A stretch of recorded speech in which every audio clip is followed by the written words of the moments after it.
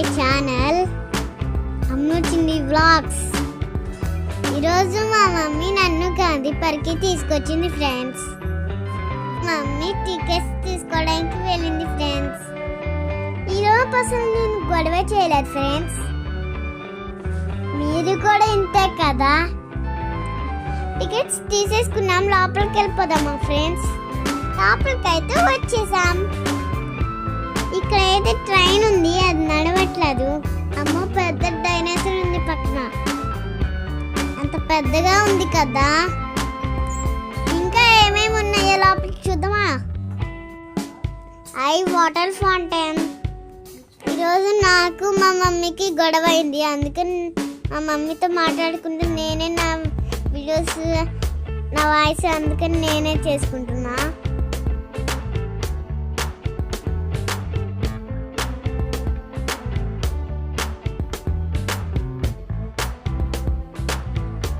చలో, మనల్ని రాపేది.